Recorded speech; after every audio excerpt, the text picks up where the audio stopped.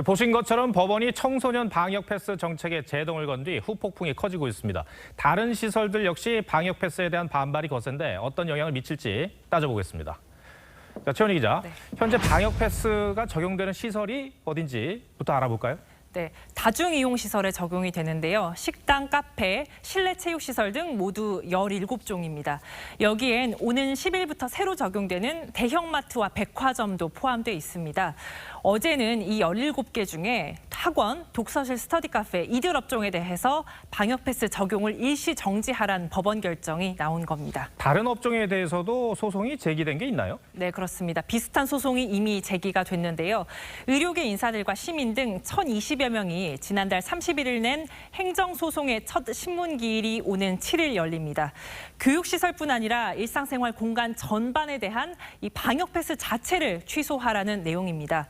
또 고3 학생 등 450여 명이 지난달 10일 정부와 17개 시도를 상대로 방역 패스 위헌 헌법 소원을 내서 현재 헌법재판소 전원재판부에 회부돼 있습니다. 어제 행정소송 결정이 이제 기본권에 방점이 찍혀 있는 것으로 보이는데 그렇다면은 다른 소송에도 영향을 줄까요? 어떻습니까?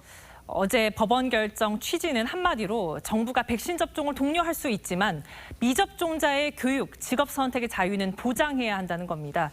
여기서 학원과 독서실이란 이 업종 특성을 고려한 부분을 좀 더 보면 법원은 청소년 감염의 위험성은 상대적으로 적은 것으로 드러난다면서 백신 접종 강제는 청소년의 신체 자기결정권을 침해한다고 했고요.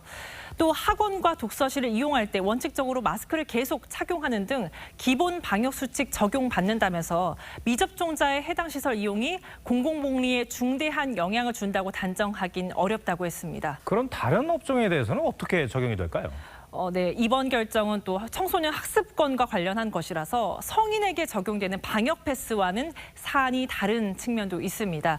재판부도 백신이 위중증률과 치명률 낮추는 효과가 있다고 인정을 했기 때문에 이 업종이 생활의 필수인지 여부, 또 공간 내 비말 전파 정도에 따라서 다른 판단이 나올 가능성이 있습니다. 한 일부 전문가는 생필품을 구매하는 대형마트 같은 공간에 대해서는 필수성 등이 인정될 여지가 있다고 했습니다.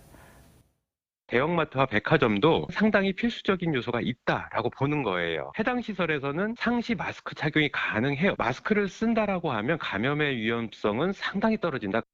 네, 반면 식당, 카페, 목욕탕, 수영장과 같이 이 마스크를 벗을 수밖에 없는 시설, 또 실내 체육시설, 노래방 등 마스크를 써도 비말이 배출될 가능성이 큰 시설에 대해선 방역 패스 적용 해제가 어렵지 않겠냐는 의견이 있습니다. 마스크를 쓴다고 하더라도 워낙 호흡량이 많고 마스크 착용이 불안전할 수밖에 없는 위험성이 있습니다. 불특정 다수가 이용하느냐 정해진 사람만 이용하느냐. 네, 최원희 기자 잘 들었습니다.